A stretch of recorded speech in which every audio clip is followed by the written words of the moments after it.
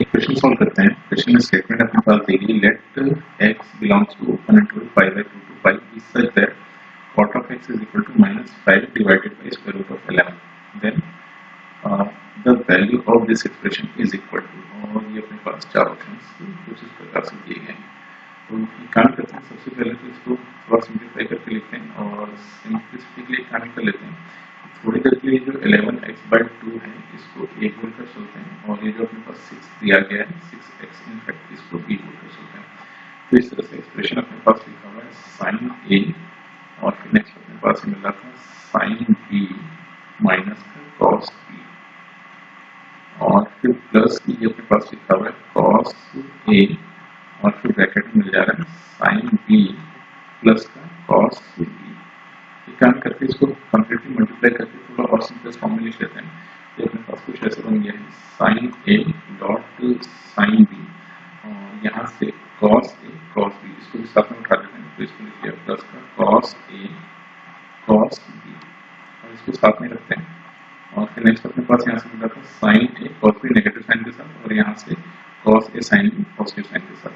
इसको ऐसे लिख लेते हैं sin b cos a, और फिर माइनस का cos b sin a।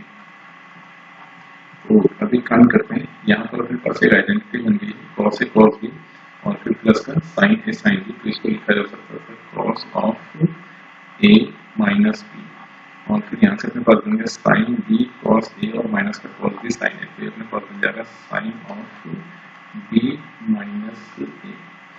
तो इसको सिंप्लीफाई किया जाए थोड़ा, तो a माइनस b अगर देखा जाए तो a माइनस b, इनफैक्ट इसको ऐसे लिख लेते हैं 6x माइनस का 11x/2। तो इसको अगर सिंप्लीफाई किया जाए तो अपने पास सिंप्लीफाई करके x/2 देखने को मिल रहा है, और यहाँ पर अगर देखा जाए तो ये वाली चीज़ अपने पास माइनस का x/2 देखने को मिलेगा, मगर cos minus theta cos theta ही हो जाता है। तो इसको लिखा जा सकता है cos x/2 और फिर प्लस का sin x/2।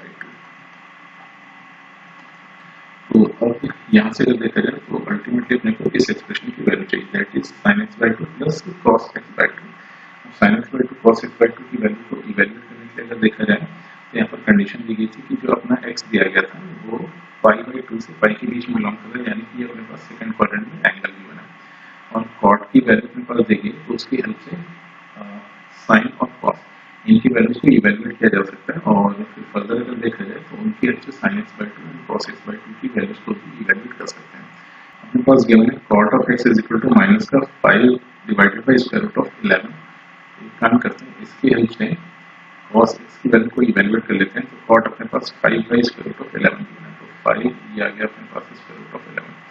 फिर थर्ड साइड को इवैल्यूएट कर लेते हैं, तो 25 और प्लस 11, तो ये अपने पास मिल गया है 6। ये वाली साइड अपने पास 6 आ गई। तो यहाँ से अगर cos ऑफ x को इवैल्यूएट किया जाए, cos ऑफ x अपने पास मिल जाएगा माइनस का 5/6, क्योंकि cos सेकंड क्वाड्रेंट में गिवन था।